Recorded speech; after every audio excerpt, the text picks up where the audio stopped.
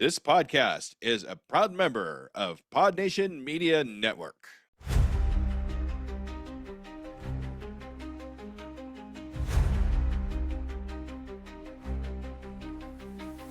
Flicker of reels, the shadows crawl.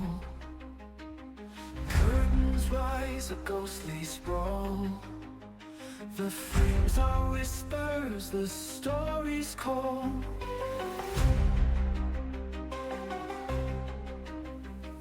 The tractors hum in a hollow tune. Moonlight cuts through velvet gloom. Is it a dream or a real too soon? Step into the screen where the dark turns keen. Join you with the Cinephile, unseen. The tales twist and turn as the silent light burns. A world unknown where the shadows yearn.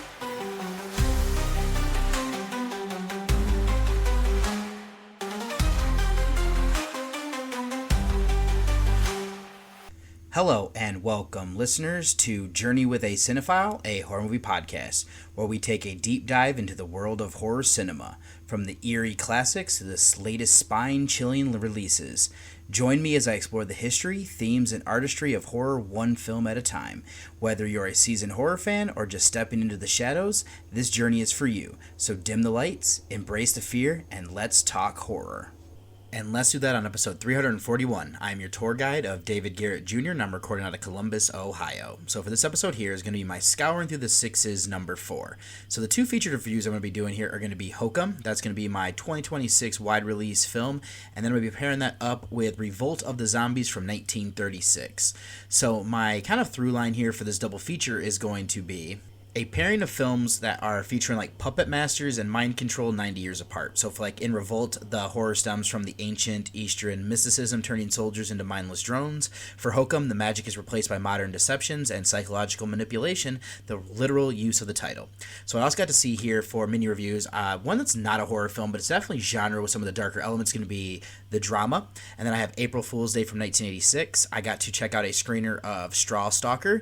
And then my 2026 rewatch is going to be Mother of Flies, and then I have two documentaries here, Lovecraft, Fear of the Unknown, and Scream, The Inside Story.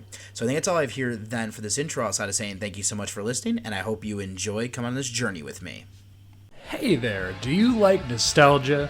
Do you like having best friends? Do you like it when people make fun of each other and make comments on podcasts that, if were to ever see the light of day, might ruin their chances for a public state of office? Well, then you've come to the right place to What an Oddcast, where we run a show where, why don't you just go ahead and take this example here, and why don't you come check us out? Have a good one now. She's cooking dinner because she knows her place. Well, I'm gonna clip Go ahead that. and I'm play gonna that back clip for her, this. please. Can we go ahead and add that to the new intro, just right at the very end? Listen, here's the truth. If it's not something you love to do, automation is mandatory. You didn't start your podcast to spend hours editing clips. You started it to create, connect, and grow your audience. But here's the problem. Every other platform works with video podcasts, and manual editing eats up your most valuable asset, your time. That's where Opus Clip changes everything. Upload your video, and Opus Clip will automatically find the gold nugget moments, auto-clip the captions for the best parts, perfect for TikTok, Reels, and Shorts. 1 hour-long episode becomes 10, 20, even 30 viral-ready clips in minutes. The tool even predicts each clip's viral potential, so you know exactly what to post. No more tenuous editing, no more wasted hours, just you staying in the place that you love to be, creating content that matters. Head to podnationopus.com for your free trial and get back to doing what you do best. Stop editing and start creating now. And for my first mini review here is going to be one that's not necessarily a horror film, but definitely is kind of dark in its tone and genre type stuff. So it's going to be The Drama from 2026. This is written and directed by Christopher Borgli, and this stars Zendaya, Robert Pattinson, and Alana Haim.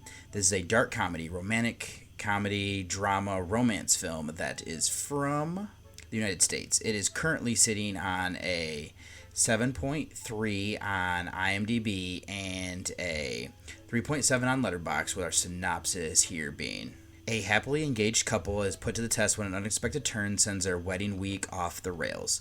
So it's a film that I was intrigued to check out. Seeing that it wasn't a horror film, it went on the back burner, but I made sure to let my wife know about it, and she's a big fan of Robert Pattinson. I've come around to him the more of his works that I've seen, especially some of the stuff where he actually challenges himself, and we also both like Zendaya. Now, marketing did a great job here about not revealing what the big secret was, and it made us want to see this even more to figure it out. So I'm going to avoid spoilers. What I will share is that we're following Emma Harwood, portrayed by Zendaya, and Charlie Thompson, portrayed by Pattinson. Their wedding date is about a week away. Charlie is working on a speech, bouncing ideas off of his best man of Mike, portrayed by Mamadou Atli. And what I'll say here is that Charlie is an odd character. How he says things and certain elements he wants to include, Mike is there to keep it workable. So we have this catalyst event, though. So we have Emma, Charlie, and Mike, as well as Mike's wife of Rachel, portrayed by Haim, are at the final tasting to decide what's going to be on the menu. They decide to play a game where you have to tell the worst thing you've ever done. Everybody shares, and when it gets to Emma, she says something that changes everything. I won't spoil it, but it sets a series of events into motion that spiral out of control. So I think it does well to recap the story and introduce the characters. So this film was stressful. Emma and Charlie are awkward, fitting the millennial and Gen Z demographic. I struggled to connect with them. Mike or Rachel are the ones that I really kind of fall into that. With Emma's confession, it was bad. But I wouldn't spiral as they did, though I understand the reaction. It feels like an in-person version of like an online outrage culture where people are offended and able to move on. So Charlie's reaction is interesting as well. When I was talking to Jamie, I told her that if we were in these positions here, I don't feel like it'd be a deal breaker. A major part of the reveal comes with a week away from the wedding, the stress of everything that needs to be done, and then they're compiling on the fact of what he's learned. When she pointed that out, it made more sense. So this does become almost like a comedy of errors where bad decisions and reactions are made, and this gets compounded on as they try to fix it, and I enjoyed that. Now, if you know me, I'm a big horror fan. Seeing that this wasn't in genre is why I missed it in the theater, but I will say is that we have some dark subject matter here. From what Emma reveals to the comedy and the situations that arise, it is genre for sure. So other themes that I want to include here are like the burden of secrecy. This is what Charlie is dealing with. His hands, along with Mike and Rachel, aren't clean. It isn't as extreme as Emma's secret, but what's interesting, though, is there's a major upcoming event is a wedding where the bride and groom are supposed to be totally honest with each other. If not for this game, this secret would have never come to light. This also explores the myth of like the perfect partner. We also see things like tribalism and cancel culture. This is a judgment with intent versus action as well. So that should be enough of the story. Let's go over to the acting performance. This is where the film thrives. Zendaya and Pattinson are great as our two leads. What I love is that their characters are both awkward in different ways. They do seem to be like the perfect match for each other, though, I'm not going to lie. And then when we have Athy, who isn't as outspoken of Haim, I think they fit well together. Some other people here to give credit to would be like Haley Benton Gates, Michael Abbott Jr., Hannah Gross, Sydney Lemon, and the rest of the cast to help complicate things. This is exactly what this all needs. All it's something to be the filmmaking aspects. This is well made. There's something a bit disorienting where we see scenes play out and it snaps back to the start of that scene. After getting used to the harshness there, it makes sense what they're doing. What is great there is that showing what a character should do, like the best possible outcome, and then we see what they actually do. This usually leads to things getting worse. I'll say the cinematography and framing are good. This doesn't need effects, but the soundtrack fit for what was needed. So in conclusion, this is a stressful yet enjoyable genre film, succeeds through strong acting and smart filmmaking. Zendaya and Pattinson excel awkwardly as the leads Emma and Charlie, whose wedding plans spiral into a dark comedy of errors following Emma's shocking confession, exploring themes like the burden of secrecy, the myth of the perfect partner, and outrage culture. The story utilizes disorienting snapbacks to contrast irrational intent with self-sabotaging actions. Enhanced by solid cinematography and a fitting soundtrack, this is a compelling look at the complexity of honesty, even if the characters' extreme reactions make them difficult to connect with. So my rating then for the drama, I rather enjoyed this one and gave it an 8 out of 10, and I mean, I could honestly see this go up with subsequent viewings as well. Then up next is my Scouring Through the Sixes rewatch of April Fool's Day from 1986. This is directed by Fred Walton. This was written by Danleo Bach. This is starring Deborah Foreman, Griffin O'Neill, and Clayton Rohner. This is a dark comedy, slasher, horror, whodunit mystery film. I was going to say here, this has Amy Steele, one of my favorite final girls. And then this is from the United States, currently sitting on a 6.2 on IMDb. And a 3.1 on Letterboxd, with our synopsis being 9 college students staying at a friend's remote island mansion begin to fall victim to an unseen murderer over the April Fool's Day weekend, but nothing is as it seems. So this one was originally I saw at least in part due to my older cousin Jason. I was visiting and we went to watch a movie that night. He put this on. It would be years later until I finally revisited it. I believe the next time was when I was living in Parma, Ohio. I'll be honest, at that point in my journey through cinema, I didn't care for it. The reveal just felt like it undid a lot of things for me and it annoyed me. So I was glad to kind of give this one a rewatch because I've heard more people are a big fan of this movie. So I didn't necessarily want to kind of be stuck in a mindset that I no longer really have as I've gotten older. So for this one here, let me go through these friend groups here. So they're all going to Muffy St. John's place. She's the one who's the rich girl who has the mansion on the island. She's portrayed by Foreman. And then some of her friends here, she has two of them that are kind of arrogant, a little bit stuck up, and that's Nikki Brashears, portrayed by Deborah Goodrich. And then there's Chaz Vashinsky, I think about how you say that. He's portrayed by Roner. And then there's a couple of tricksters and like jokester guys here. Arch Cummings, portrayed by Tom Wilson. Then we also have Skip, who's Griffin O'Neill. And then there's Kit Graham, who is portrayed by the lovely Amy Steele. Her boyfriend is Rob Ferris, portrayed by Ken Oldent. Thinking about how you say that. And then the other ones here is going to be from her econ class. That would be Muffy's econ class, is Harvey Hal Edison Jr., portrayed by Jay Baker. And then she also has Nan Youngblood coming, who is Leah Pissant. So then there's like some stuff that's happening here. They think that there was an accident on the ferry on the way over, and that kind of just sets the stage where they're told to stay put on the island by Constable Potter, portrayed by Tom Heaton. So I'm going to start then is at, like I said, didn't necessarily care for the reveal of the film originally. That would have been the first time I watched it with a critical eye. For me, it felt like there was quite a bit undone, like I was saying. What I will say, though, is being a more seasoned cinephile and seeing more slasher films, it doesn't bother me as much now, just because of kind of an explanation and everything like that. What works here is the setting. I love that we have a group of college kids coming to an island. They're then isolated and unable to get away. Then they start to disappear. There are suspects like the ferryman, who is portrayed by Lloyd Barry, and then a guy who works for him of Buck, portrayed by Mike Nomad. So Muffy starts to act odd the next morning, and then, I mean, it could also be, to stay in here, especially since no one truly knows Hal or Nan, aside from the host. Then to couple that with different things that each character finds in their rooms to add to the mystery, I appreciate all this. So this is following that trend of holiday slashers like Black Christmas, Halloween, and Friday the 13th. This one using, of course, April Fool's Day to justify its many pranks. Initially, characters dismissed the danger because of pranksters Skip and Arch for the first, since they're the first ones to vanish. Tension only rises as once bodies are discovered, yet they also subsequently disappear. Reminiscent of like Friday the 13th, causes survivors, doubt in their eyes. So we also explore the themes here of like masked identities, that the characters are isolated, their true natures or perhaps new facades begin to surface. Especially Muffy undergoes a notable transformation as she is a soul link, like I said, to Nan and Hal prior to the trip. Utilizing the old dark house tropes, they even reference Agatha Christie, specifically her story of And Then There Were None. This effectively subverts genre expectations as well, which is something that I really appreciated this time around. So that covers the narrative. While my appreciation for slashers has waned, this one succeeds with some strong characters. Steele excels as Kip, sharing a relatable dynamic with Olent as he faces post-graduation uncertainty. This was something I really dealt with, and it caused me some major depression after I graduated and went back to my hometown, started working and everything. I didn't necessarily know what I was going to do with my life, and it's really kind of just something that I could connect with that made me appreciate this even more. Foreman provides a solid performance, particularly in establishing a baseline before her character shift. Goodrich and Roner effectively portray the arrogant roles that they needed for, while Wilson, O'Neill, Baker, and Pissant round out the capable supporting cast. So that just leaves filmmaking aspects. I'll start with the cinematography and framing. I like the isolated setting on the island as, for all that. It sets up the characters needing a ferry to get here, which is good, and then the constable takes the boat, so that adds to it.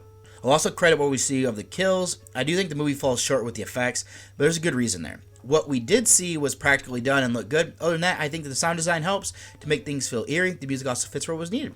So in conclusion, this is a successful entry into the slasher genre that thrives on its isolated island setting and its clever subversiveness of expectations. While the polarizing reveal may have been a point of contention in the past, a more seasoned perspective reveals a film that effectively utilizes old dark house tropes and pays homage to Christie's And Then There Were None. Supported by a solid ensemble cast, atmospheric cinematography, and eerie sound design, this stands as a well-crafted mystery that rewards a critical rewatch. So my rating here for April Fool's Day, 1986, I give this one a 7 out of 10. Highest rating I've ever had for it, and I think it came up a whole point and everything like that. So yeah, I end up enjoying this much more this time. Then up next, I have a screener that I got to check out of Strawstalker. This is from 2026, written and directed by George Henry Horton, who also stars in this with Bianca Scott and Dallas Steinbeck. This is a horror film from the United States. It is currently sitting on a 7.0 on IMDb, and not enough ratings on Letterboxd, but I would say about a 4-star movie is where it's hovering over there right now, with our synopsis being, when a fame-hungry couple moves to an ideal LA home, their new dream life spirals into a nightmare as an ancient scarecrow begins stalking them, feeding on their lies, testing truth, and turning their fandom into witnesses of its judgment. So this one I got the chance to see thanks to Justin Cook. He sent over the press release, and since I saw this was a 2026 horror film, I decided to check it out. Seeing it was filmed in the style of, this style of found footage was something that I enjoy, so that made me a little bit more intrigued to kind of see at least what we'd get here. So I did figure out that it was following influencers, which is an interesting variation on the subgenre. Other than that, I did come into this one blind, just thinking that the title was interesting. So where I'm going to start then is going to be some of these elements succeed while others falter.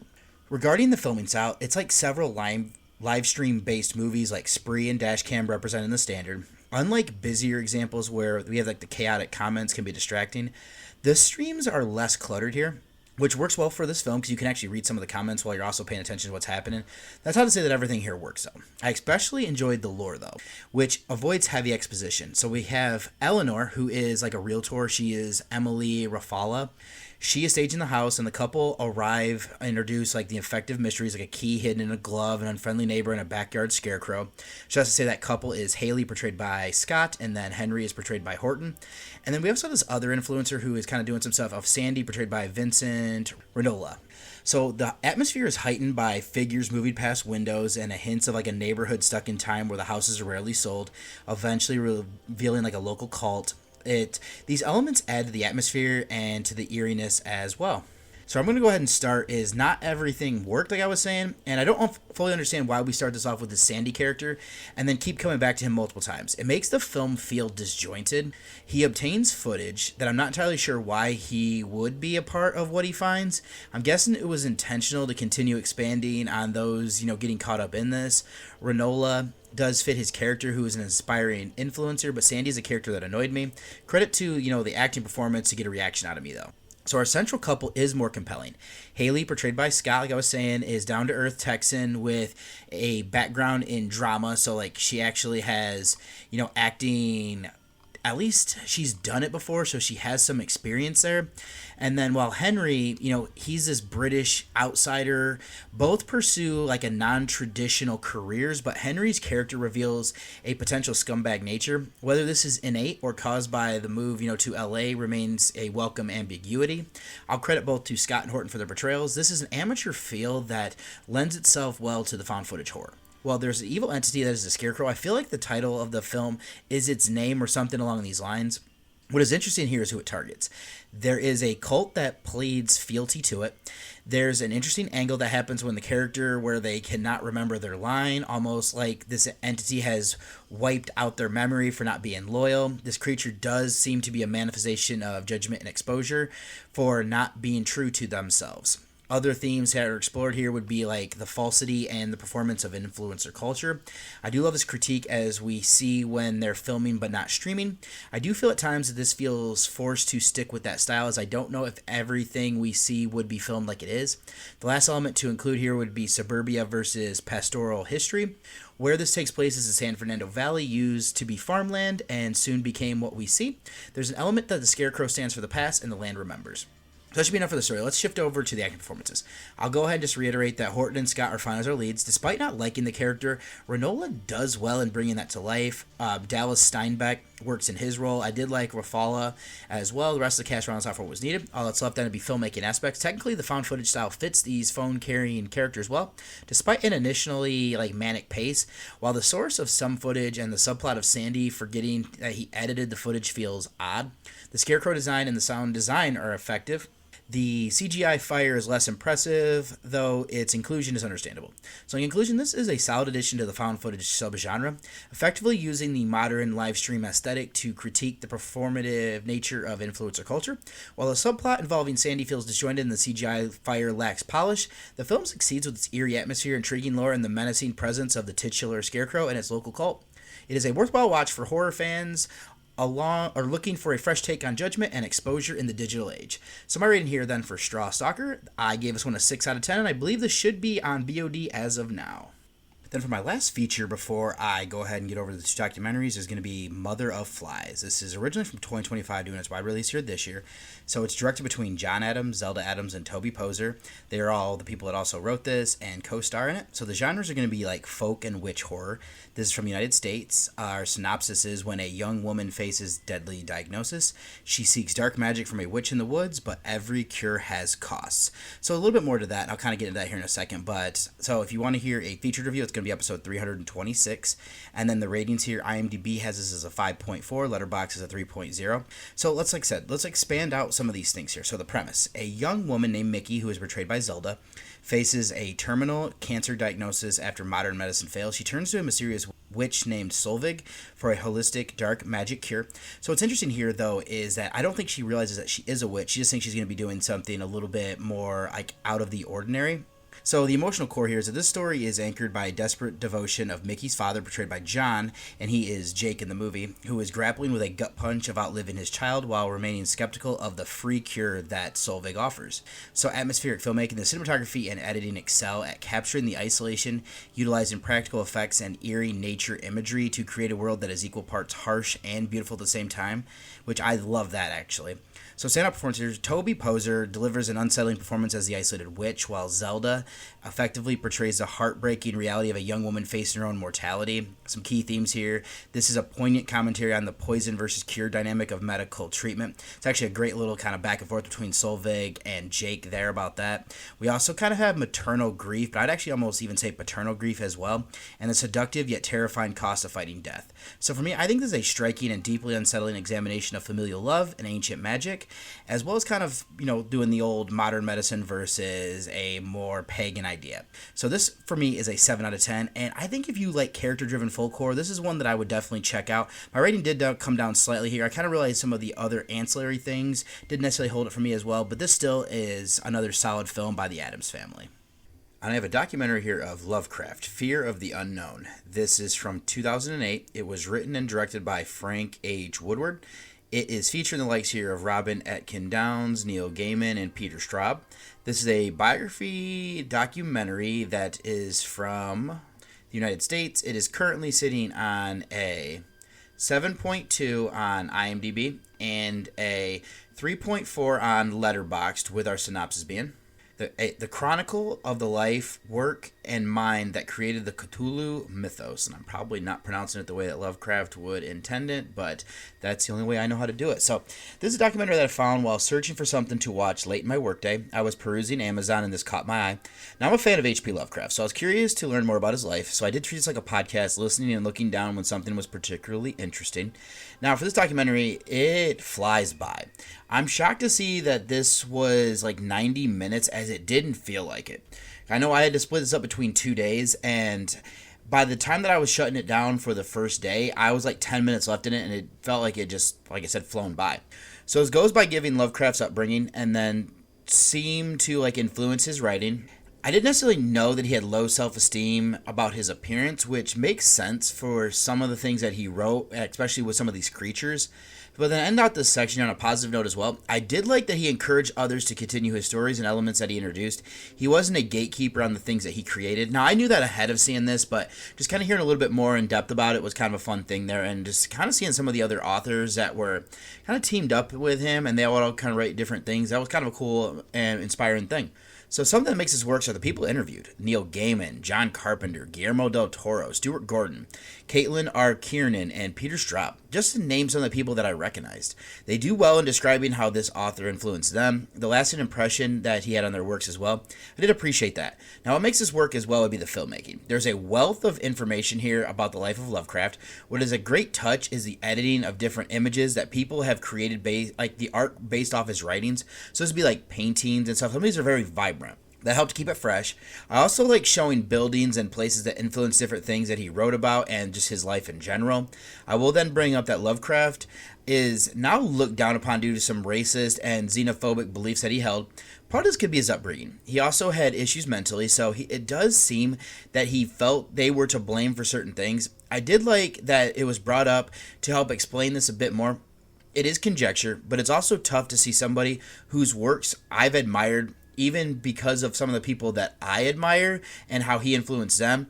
So it is a bummer to kind of hear these negative beliefs. I did just want to leave that there. So overall, this is a 90-minute documentary that is high-quality exploration of Lovecraft's life that remains engaging throughout by blending insightful interviews from legendary figures like Gaiman and Del Toro with effective filmmaking and evocative imagery. It paints a comprehensive picture of his creative influence. Ultimately, this provides a necessary balance by acknowledging Lovecraft's problematic personal beliefs alongside his literary legacy, making it a well-rounded review of this subject. So my rating here for this Lovecraft Fear of the Unknown documentary, I give this one a 7 out of 10. Would recommend it, especially, if you're a huge fan of him, you probably know a lot of stuff that's going to be in here, but if you're a little bit more interested and you don't know everything, I would kind of go ahead and just say give this one a watch. And I got to check out the documentary here, Scream: The Inside Story. This is from 2011. It was directed by Daniel Farrens. It was written by Tommy Hudson. This features the likes here of David Arquette, Lisa Beach, and Marco Beltrami. This is a documentary horror film that is from the United States. This is actually a TV type movie. I believe it's from a show called The Inside Story, but this is currently sitting on a 7.5 on IMDb and a 3.5 on Letterboxd or Synopsis Beam. In 1996, the horror master Wes Craven unleashed Scream, a slash movie aimed at a whole new generation of teenage moviegoers. Though premiering at a time when horror movies were in a decline and plagued with an array of startup problems, Scream went on to shatter box office records for horror films, earning over $100 million in the domestic box office receipts, revived Craven's career, turned first-time screenwriter Kevin Williamson and a group of hot young television actors, among them Neve Campbell, Skeet Ulrich, and Rose McGowan, into overnight stars. The film became a huge success, spawning 3 sequels, and single-handedly revived the horror genre. Scream: The Inside Story features all new interviews with Craven, Campbell, David Arquette, Jamie Kennedy, Rose McGowan, and Matthew Lillard, among the many other cast and crew members. So I actually found this available on YouTube. Since I'm a fan of the franchise and haven't seen the original one when it hit VHS, and then seeing all the sequels that followed, watching a doc sounded interesting. Then I didn't realize that this was a television show, like I was saying, where they would pick a subject and tell like the inside story. This is one that I put on late in my workday to listen to, treating it like a podcast, looking down when I needed to, but just kind of doing that. So I saw a buddy of mine, JP Shots, who had seen this one before as well. He said that it was probably for more like the casual fans and some interesting information, but not a good amount of it was probably stuff that if you're like a major fan, especially like horror films, you probably already know. That's not to say it isn't interesting and doesn't have some good anecdotes to provide even for veteran fans. So a few things here I wanted to highlight is I didn't realize Craven originally passed on this and did so multiple times. He wanted to distance himself from the horror genre, and he was really struggling with what happens in like the opening sequence to Casey Becker, who was of course being portrayed by Drew Barrymore. But when he was pressed by a young fan, which helped him to agree to the project, but while he was being asked, I didn't realize George A. Romero was somebody who was also kind of in contention potentially to helm this project. Would have been a much different movie for sure. So being able to hear more from like Williamson, from writing the film to it coming to fruition and becoming the mega hit that it did was interesting. I love the interviews here from like Campbell, McGowan, Courtney Cox, Ulrich, Lillard, Arquette, Craven, Kennedy, Patrick Lussier, Bob Weinstein, and Beltrami. It's interesting just to hear of what went into getting this made, being a in a world where it made so much money, but we're also in a world where like things could have derailed it and we might never have gotten this movie that did what it did. I also love that we have Roger L. Jackson here narrating. That's a good touch. If you don't know who he is actually the voice that comes on the telephone calls and everything like that. He's a veteran voice actor, I guess. They also interview here Howard Berger and Eli Roth. They put a good touch on this. These two have just a wealth of knowledge to frame from their perspectives. I'll also say here this is well made. It's a professional documentary. I like the editing of footage to help show what they're talking about, and it could go deeper into the subject matter, but I still enjoy what we got here. So while this might cater more to casual fans, offering information a veteran fan might already know, it is a professionally made documentary that is enjoyable. The production is well done, featuring effective editing, and I appreciate the touch here with like Jackson narrating and interviews from industry experts like Berger and Roth. Key takeaways include interesting anecdotes from the film's development, development such as Craven initially passed on the project, and Romero being considered as one of the directors. Alongside engaged interviews with like the writer of Williamson and major cast members, despite wanting to explore the subject in a greater depth, this has successfully captured the story of how a mega hit film came to fruition, so I can appreciate that documentary angle there for sure. So my rating here for Scream: The Inside Story, I gave this one a 7 out of 10.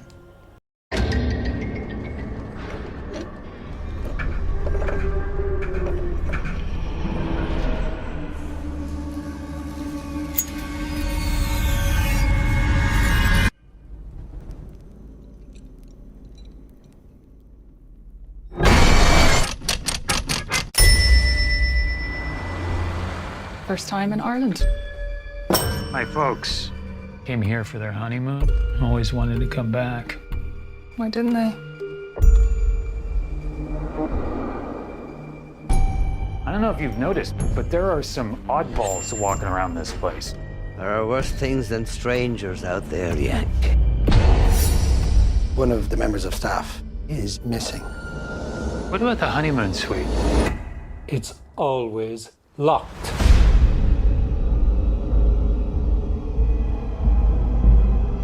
I'm getting a weird feeling.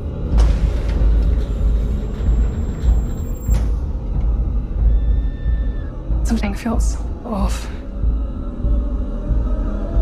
Jesus.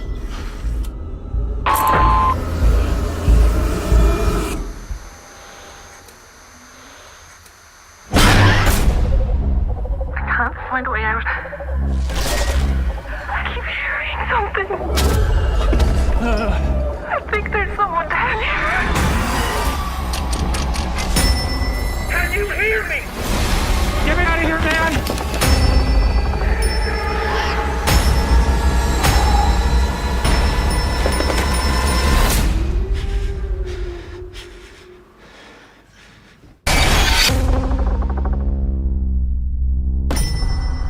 And for my first featured review here is going to be Hokum. This is from 2026. It's written and directed by Damian McCarthy. It stars Adam Scott, Peter Coonan, and David Wilmot, while also featuring the likes of Austin Amelio, Ezra Carlisle, Mallory Adams, Michael Patrick, Will O'Connell, Brendan Conroy, Florence Ordesh, and Sue Carroll. This is a folk, monster, psychological, supernatural witch horror film that is from a co-production of Ireland and United Arab Emirates. This is currently sitting on a 7.3 on IMDb and a 3.5 on Letterboxd, with our synopsis being: a writer visits an Irish inn to scatter his parents' ashes, unaware the property is said to be haunted by a witch. So this one I was intrigued to check out. I've been a fan of the first films that I've seen from writer and director here McCarthy. This one popped up when I was on the Dreadcast as one to keep an eye out for, so that went on my list of ones to make sure that I saw. So I got to see this at the Gateway Film Center on the Saturday of its opening weekend. So this is a 2026 film that is part of my Scouring Through the Sixes. So for this one here, we're starting with our director here who has come up before. McCarthy has directed 3 features and 8 shorts. I've seen them all now, as the other 2 are Oddity and Caveat. So there's 2 assistant directors. First is going to be Jim Core. He has done this for 2 films and 1 short. The other one looks to be like a Hallmark movie of The Presence of Love. I've only ever seen this one. Now the other person is going to be Carmen Kovacs. She's done this for 2 movies and 2 shorts. Again, the only one that I've ever seen. McCarthy is also the writer. He's done this for the same 3 motion pictures. He's also written 9 shorts. Then to move to our cast. Scott has come up, I believe, probably with The Monkey last year. Maybe not, because he was such a minor character in it. But he's done 66 features and 8 shorts. I've seen 14 for 21%. In genre, he's done 7. I've seen 5 for 71%. And that would include Krampus, Piranha 3D, and Hellraiser Bloodlines. I have not seen Little Evil or The Return. Then his co-star of Coonan has been in 26 films and 11 shorts. This looks like to be the first one that I've seen. Did one other one in genre called The Gates. And then last is going to be Wilmot, who oddly enough I recently saw in the Fantastic Beasts: The Crimes of Grindelwald. He actually is the guy who does the port key or whatever that thing is called. He's actually the sailor who is guarding that, but he's been in 45 motion pictures and 2 shorts. I've now seen 3. The other one that is not in horror that I've seen is King Arthur. Has 3 total in genre. I have not seen Dorothy Mills or The Tale of Sweeney Todd from 1997. Alright, for this movie here though, this starts out with seeing a man and a boy walking through the desert. Now he is the conquistador portrayed by Amelio, and then with the boy who's with him is Ezra Carlisle. They're following a treasure map, and things look to be pretty bleak, and when they find the next clue, there's no way to remove the cork, so the conquistador decides to do something dark in order to open it.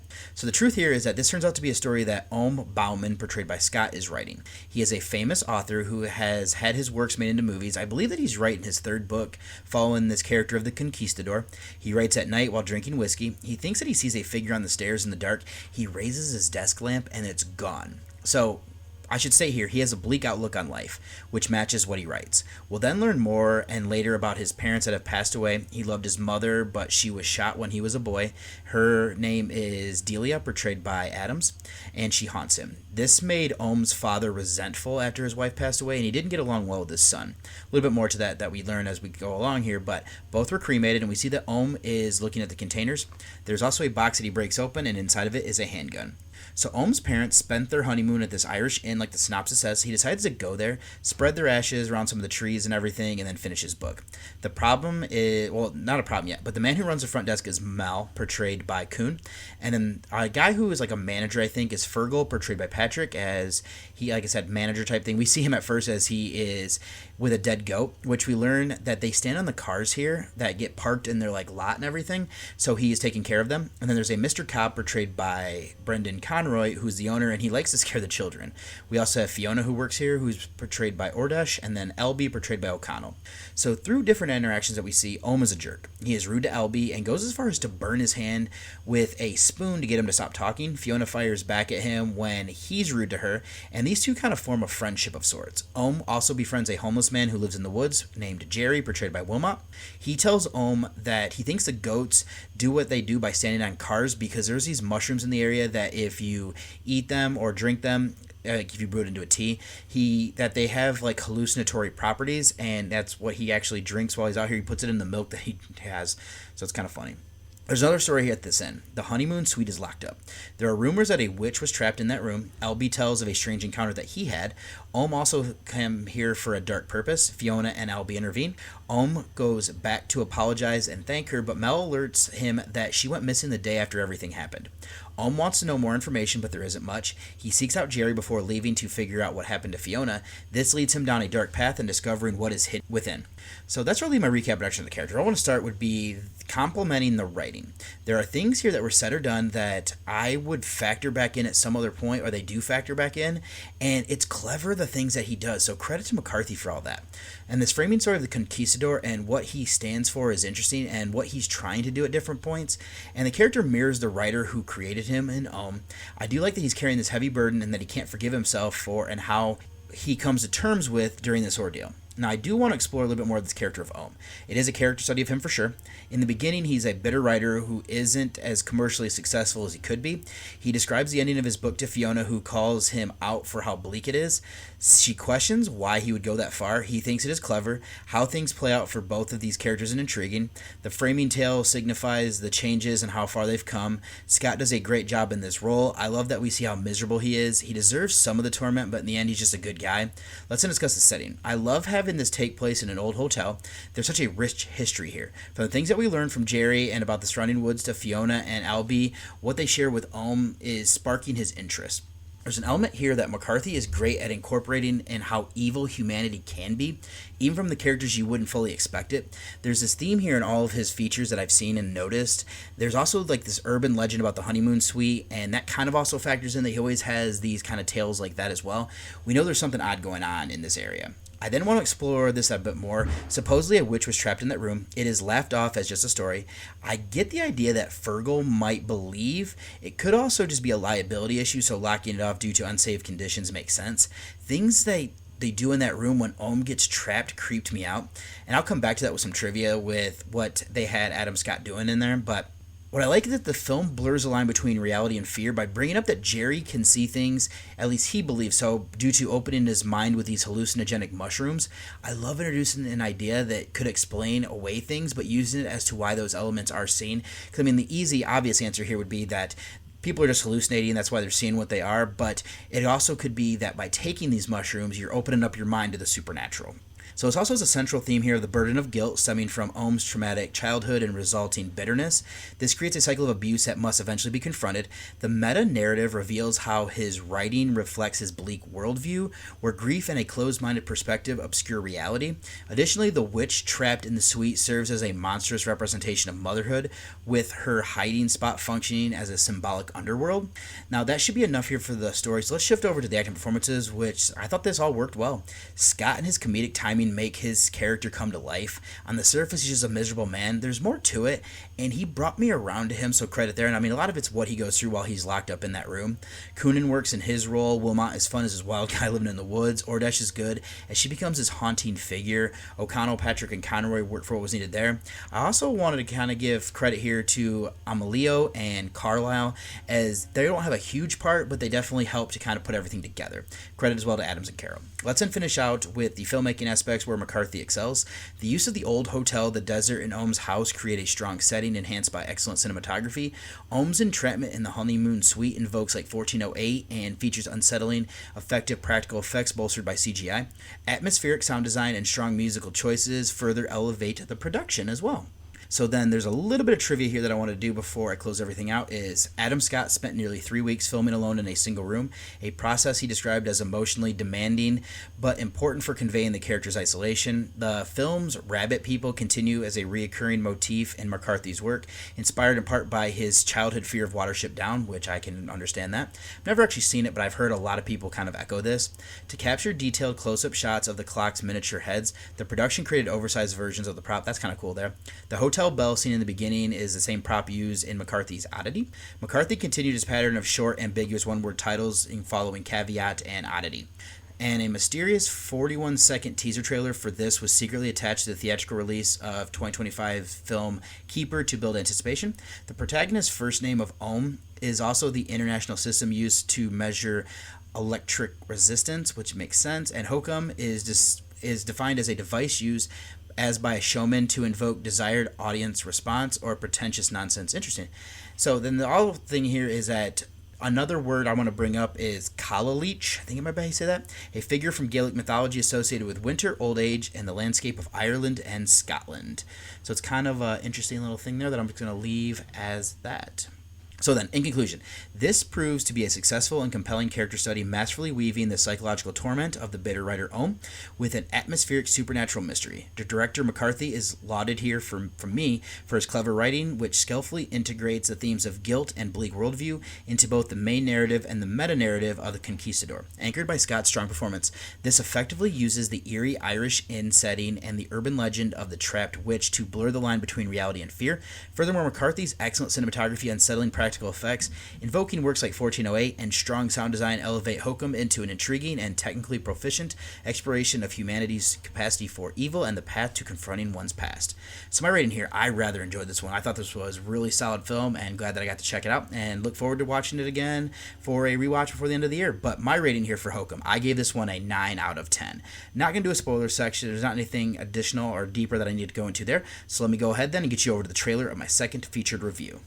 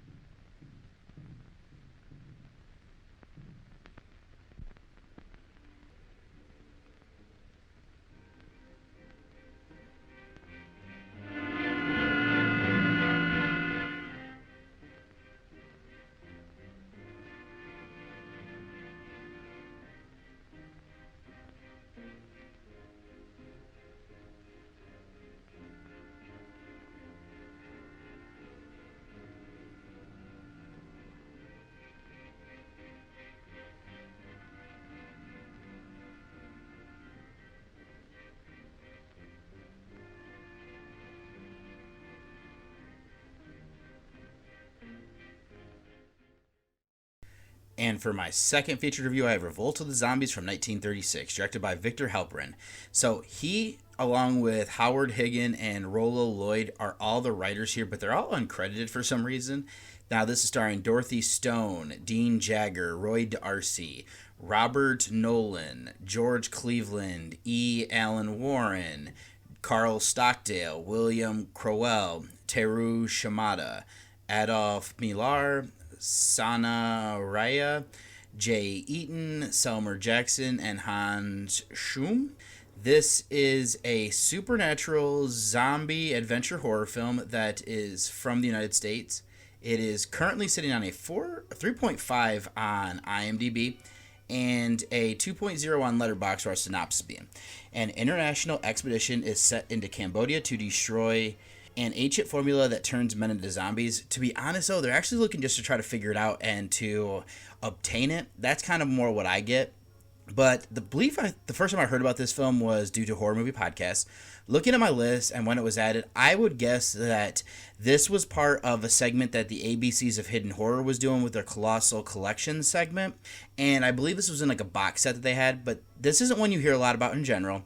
Something fun was that this was in a short film. They were watching this on their TV, and like they were testing one out, and I do believe that I saw this was in public domain, so I'm watching this as a featured review as my Scouring to the Sixes watch. Being in public domain would explain why I was also in a box set type thing here, probably one of those like 50 movie pack type things.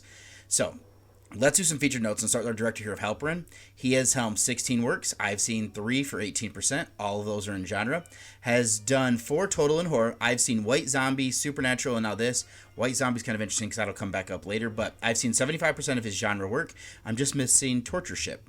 Then as a writer, this is the first of his 7 that I've seen. This is the only one he's done in horror. Then to Higgin, he wrote 11 films, first that I've seen, only one in genre. There's also Lloyd, who wrote 4 features, first of these that I've seen, only one in horror. Moving to our cast, start with Jagger. He's been in 98 movies. I've now seen 2. He has 7 in the horror genre. I've seen this and Alligator. I have not seen X, The Unknown, End of the World, and Evil Town as the top 3. His co-star of Stone was in 2 motion pictures and 2 shorts, first that I've seen, only one she did in horror. And then last is going to be DRC, who was in 47 features and 1 short. I've seen him in 2 things. Has 3 in genre. I've seen Whispering Shadow and now this. I have not seen his last one of The Last Warning, which I do believe is going to be coming up in a couple of years. All right, let's jump into this movie, though, and we start this with some text setting the stage. The gist of what we're learning about here is that the Great War, World War I, the soldiers were fighting, what they thought were like supermen. So this was in Cambodia, which I didn't even realize the fighting was that far over there, but we had French soldiers who were going up against men that were taking, like, gunshots and still coming. So they were almost wondering if they're fighting, like, automatons or zombies.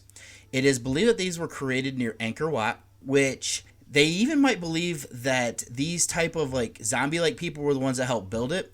We then get a glimpse of stoic soldiers from this country approaching French forces. The men are being shot, not flinching or stopping. So then we end up meeting this priest of Tsang, portrayed by William Crowell. He's brought before an official wanting him to reveal the secrets about how to make zombies.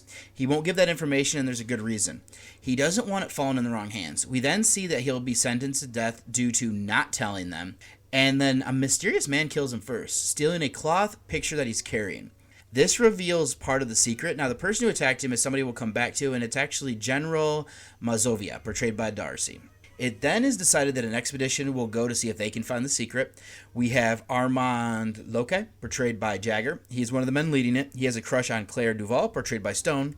What we'll learn is that there's another man on this team, Clifford Grayson, portrayed by Nolan, who has feelings towards her.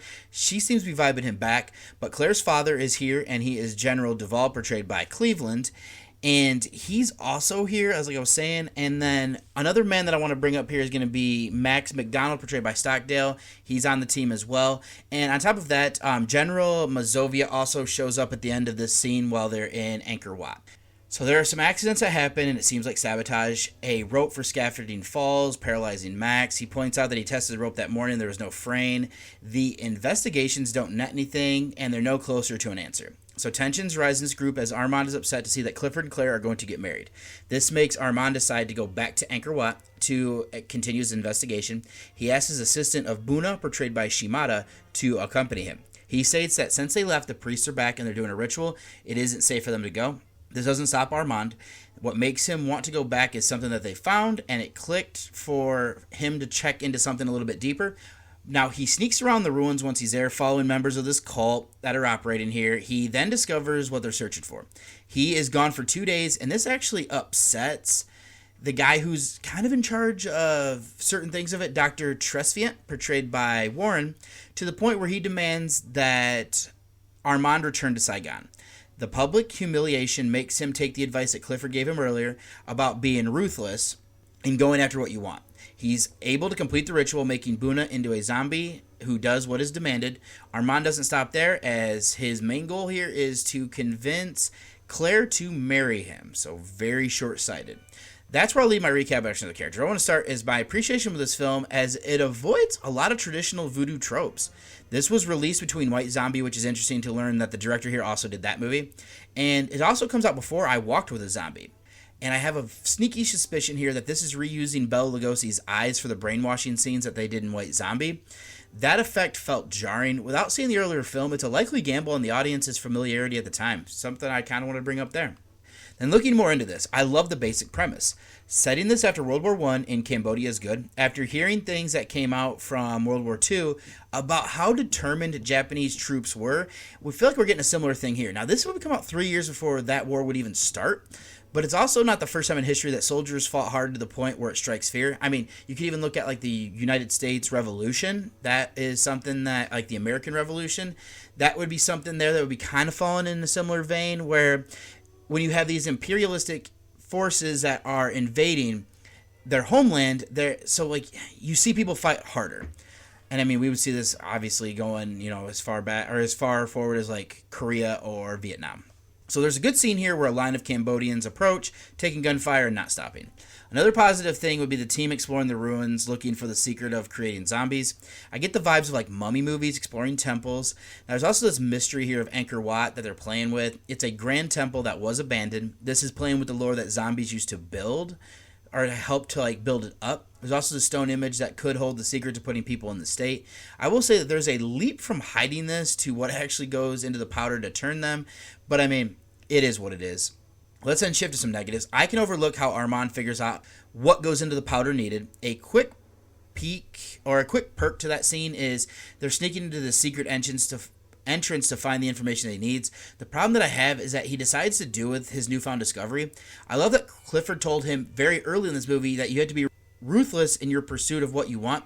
Being relentless, that also helps. But it's very short-sighted that Armand's main goal here is to marry Claire. She's a good person to save everybody by agreeing to, there's a lot of people here, like her father and other people, that in exchange for marrying Armand, they just are allowed to leave. I do like what she asks of him. It just works out in her and everybody's favor. Broader themes include Armand's corruption of power, unrequited love from Claire, and how he used it to manipulation to get to it. There's also this dehumanization of labor by making them into zombies, of course. I did like incorporating in how Angkor Wat was erected. I mean, a lot of these older ancient temples and everything, there's always kind of like, well, how did they do this stuff? How did they get it to look this way? How did they line it up with this, that, and the other? But Armand acts as an unexpected internal enemy after obtaining this forbidden knowledge as well. This portrays exploitation of the mysterious East knowledge through a Western lens. Shifting to the acting, performances often felt a little bit flat, perhaps due to the writing. Jagger, Stone, and Nolan, they formed this love triangle, though Armand and Clifford were so similar that I initially got confused until Armand's villainous turn. Stone and Darcy were underutilized, both disappearing for long stretches. However, Shimada has a little bit of standout role here as this smaller thing that he got to play in, while Cleveland, Warren, and Stockdale provide adequate support. All it's left then to be the filmmaking aspects. Technological limitations of the era hampered the cinematography, but the temple scenes were effective as they capture like the Cambodian setting despite some obvious green screen work. The wading through the water scenes where the focus was like as we're kind of just watching them come towards the camera, those made me chuckle because you could clearly see they're probably not in water at that time, and just how they're moving was funny. While effects were minimal, the reuse of eye superimposition from White Zombie was a notable choice. It might actually not be from that, but they're definitely taking the idea that they had there of like focusing on the eyes. Music was unremarkable outside of that. So then, a little bit of trivia. The Amusement Securities Corporation, a company that helped finance White Zombie, claimed its contract for the 1932 film gave it exclusive rights to use the word zombie in movie titles. The New York State Supreme Court ruled the screenings of the film could take place until a settlement was reached, awarded the amusement securities $11,500 in damages and legal expenses. The eyes are frequently superimposed on the screen are those of Bela Lugosi. They were taken from Halperin's early movie White Zombie, so it actually is his. While the trial was going on of the already previously said, New York State screenings of the film under the name Revolt of the Demons was used. The film's earliest documented telecast took place in New York City on January 19th, 1950 on the Dumont television network, which was WABD Channel 5, if you were curious. So in conclusion, this represents a compelling premise by utilizing a post-World War I Cambodian setting and avoiding traditional voodoo tropes. However, the film ultimately suffers from an uneven execution, characterized by antagonists, short-sighted motivations, generally flat performances from the cast, and technical limitations. Most notably, the jarring reuse of eye superimposition from White Zombie. Due to these reasons, this does fall short of what it could have potentially been. So my rating here for Revolt of the Zombies, I'm going to give this one a 5 out of 10. I'm not going to do a spoiler section. There's not anything I necessarily need to do deeper there, so let me go ahead and get you over one last break before I close out the show. Coffee. Pod Nation TV has you beamed up with Out of This World award-winning podcast, found exclusively on Pod Nation TV. Download Pod Nation TV for Roku and Fire TV. Pod Nation TV, Out of This World. And welcome back. So if you'd like to send me any sort of feedback, anything you want read on the show, or any screener requests, anything like that, you can send those to journeywithacinephile@gmail.com. If you'd like to read any of my written reviews or see any of the old past podcast episodes, all of that is being stored over at Journey with a Cinephile. That is my blog, and that's going to be horrorreview.webnode.com. If you'd like to follow me and become friends on Facebook, it's going to be David Garrett Jr. is my name over on there. There's going to be a link in the show notes. And then if you'd like to follow me on Twitter, it's going to be Buckeye from Mish. And then if you'd like to follow my Letterboxd page where I have all of my reviews, whether that is going to be horror or non-horror, that's going to be David OSU is my name on that. Instagram and Threads, I'm David OSU87. Over on my personal Instagram page, you might see some of my family stuff every now and then whenever I remember to post something. My wife is much better at it than I am. But then if you'd like to follow the Journey with a Cinephile Instagram, that's going to be Journey with a Cinephile, all one word. And then also direct you, if you'd like, to the Discord channel. That's going to be the Nightclub Discord, but I have a page over there. And there's also some other great pages of other shows and them kind of messing around and everything like that. Do highly recommend if you want to go ahead and check that out. And then the last thing I'll actually say here, if you would like to listen to the show a day early, this is always going to be streaming over there on the Pod Nation TV app. So I will have, once again, a link in the show notes for that if that is something that you're interested in. So yeah, there's some great stuff here. There's some great shows on some of these other networks and stuff. I highly recommend checking them out. And then for my next episode, this one might end up getting a little bit truncated because I am going out of town. I'm going to Chicago for a bachelor party. And so for episode 342, though, the featured reviews are going to be The Man Who Lived Again. I believe the star is Boris Karloff, and I'm going to be pairing this up with Obsession. So I'm kind of interested in how this is going to work as a double feature, but once I've watched the original film, or the one from 1936, I'll make a determination because I've already seen Obsession and have everything pretty much ready to go there. So then for my Scouring Through the Sixes rewatch is going to be Poltergeist 2, The Other Side. And then my 2026 rewatch is going to be Whistle. Now I have two screeners that I need to check out, and I also have more mini reviews there. I'll figure out what those are going to be and everything like that. But I don't think there's anything else for this outro I need to say, except that wraps up this episode of Journey with a Cinephile, a horror movie podcast. Thank you for joining me on this exploration of horror cinema. If you enjoyed the show, be sure to subscribe, leave a review, and follow along for more deep dives into the macabre. Until next time, keep watching horror, and remember, fear is just a frame away. It had been a wonderful evening, and what I needed now to give it the perfect ending